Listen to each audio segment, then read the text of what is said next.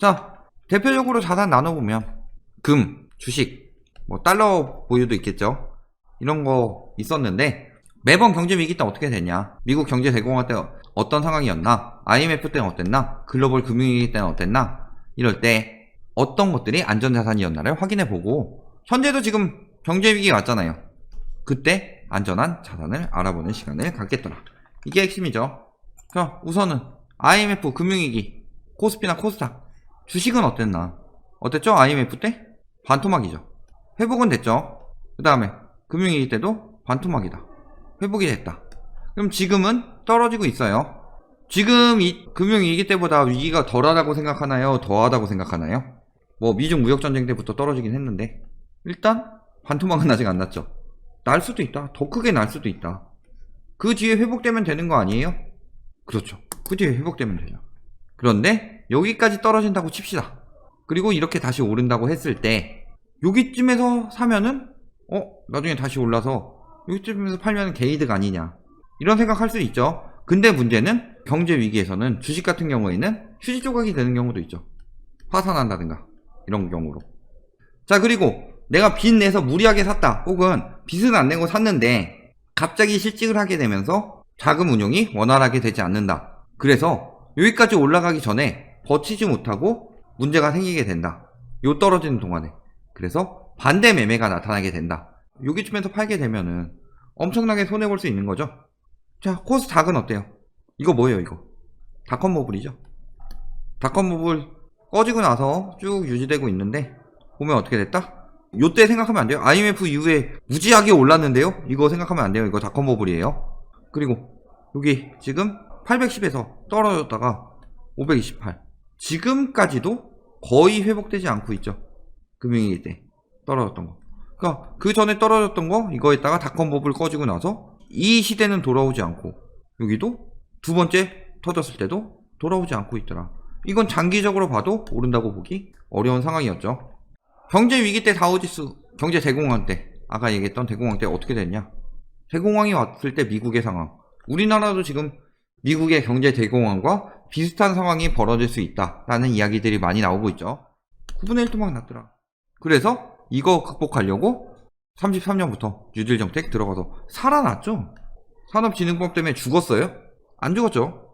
물론 37년에 2차는 오지만 결국은 작살난다, 주식은.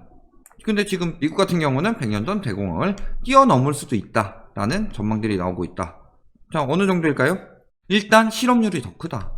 지금은 32.1%에 달한다. 당시에 24.9%까지 갔었는데, 그 다음에 저기 GDP 성장률 마이너스 12.9%인데 그때보단 덜하죠. 근데 아직 끝난 게 아니다.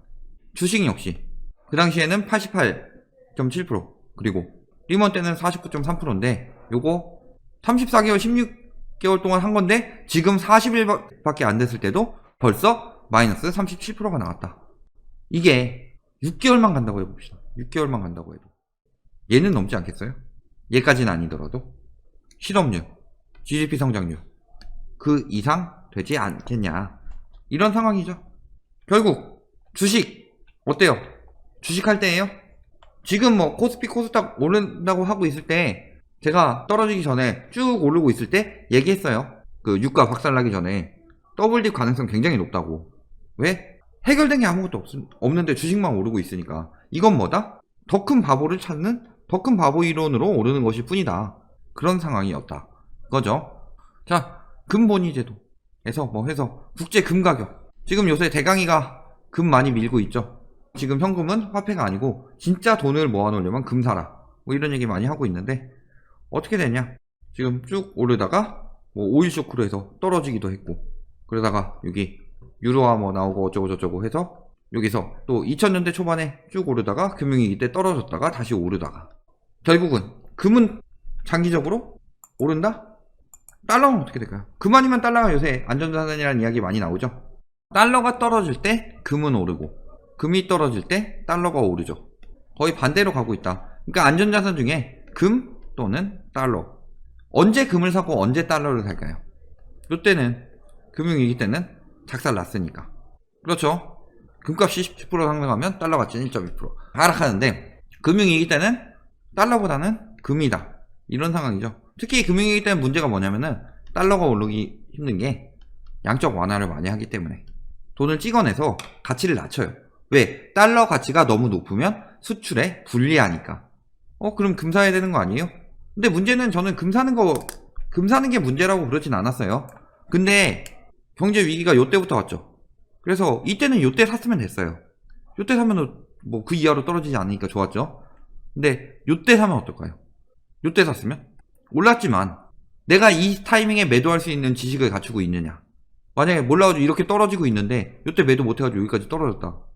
그래서 요때 팔게 되면 굉장히 손해죠. 지금 금값 어때요? 역대 최고라고 그러죠. 역대 최고라고 이때 넘었어요 이미. 그럼 지금이 금 살 때인가?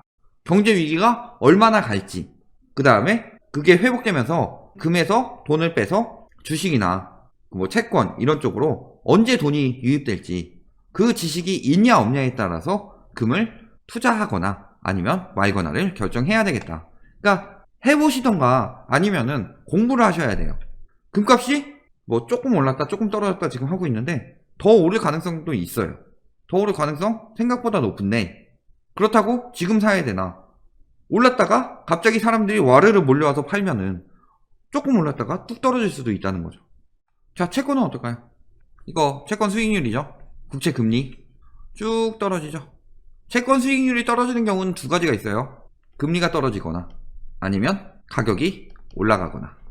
근데 그 당시에 금리랑 비교해 봤을 때 채권 가격이 엄청나게 올랐냐, 앞으로도 엄청나게 오를 수 있냐, 그런 부분에 대해서는 판단을 잘 해보셔야 되겠죠.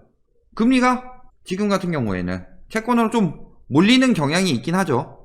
국채를 사들이는 가지고 채권 수익률이 낮아지는데 그럼 또 금리 낮아지면서 디플레이션 길어지고, 그러니까 채권을 무작정 사자니 걱정도 되고, 그러니까 채권 대신에 오히려 금을 사는 거죠. 사람들이 채권을 공부 많이 하셔야 돼요. 국채 금리 이렇게 왔다 갔다 하고 있고 금리 하락 영향도 있죠. 이건 뭐예요? 3년 국채 기준금리 떨어지고 코스피가 영향을 많이 받죠. 지금 다시 요거 회복됐는데 요건 조금 걱정되는 상황이죠. 자, 국채금리 변동 어때요? 세계도 금리가 떨어진다. 채권 가격은 지금은 오르고 있다. 근데 채권 역시 마찬가지로 오히려 금보다 더 공부하셔야 되죠. 언제 빠지느냐? 쭉 빠지는 순간이 있다. 언제처럼? 이것처럼. 이때 샀다가 갑자기 이렇게 빠져버려서 요때 팔아버리면 금리가 올라가는 건 반대예요. 금리가 올라간다는 건 가격이 떨어지고 있다는 소리예요. 이때 팔았으면 손해를 막심하게 볼 수도 있는 상황이었다. 중요한 거는 모든 투자는 언제 사느냐보다 더 중요한 건 언제 파느냐, 매도 시점을 어떻게 잡느냐, 이게 핵심이라는 거죠. 야, 국채금리 쭉 이렇게 나오죠. 지금 국채금리 어떻게 되고 있어요? 10년 만기 올라가고 있다. 금리가 올라갔다는 건 채권 가격이 떨어졌다는 거고 채권을 팔고 있다. 채권을 팔고 있다는 건 무슨 소리예요? 더 안전자산이 금이나 현금 쪽으로 자금이 이동했다. 이렇게 볼 수 있는 거죠. 특히 RP 제도 이후 빠르게 낮아지고 있는 것으로 나타난다.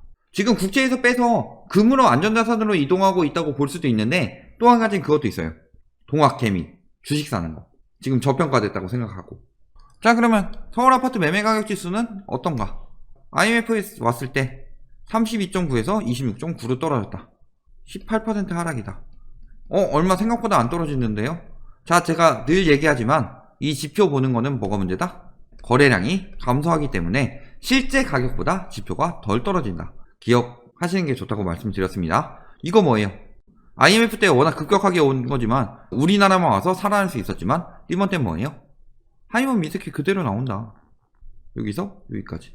지금도 어때요? 하이먼 미스키 나왔고 지금 서울 아파트 하락세로 돌아섰죠. 3주째. 이제 떨어질 상황이다.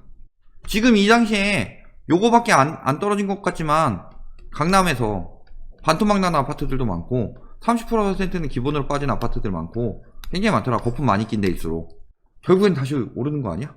그런 상황이 아니라는 거죠. 미국은 어떨까요? 대공황 때 이게 미국의 거품이었죠. 그리고 이게 미국의 거품이 빠지는 모습이었습니다. 지금도 이때를 회복하지 못했다. 근데 우리나라만 장기적 우상향을 우기고 있는 거죠. 부동산은 장기적 우상향을 그렇게 주장할 수 있는 그런 물품이 아니에요. 왜냐면 얘는 생산성이 없이 수요, 공급으로만 이루어지는 시장이기 때문에. 그런데 지금 인구가 줄고 있죠. 수요가 줄어들고 있죠. 일본 어땠어요? 작살났잖아요. 부동산 회복 전혀 못하고 있죠. 그때까지. 그런데 우리나라만 뭐 장기적 우상향하고 있다. 일본이 유동성이 제일 많이 늘었는데 우리나라만 장기적 우상향 이야기하고 있죠. 부동산은 안전자산이다 아니다? 절대 아니다.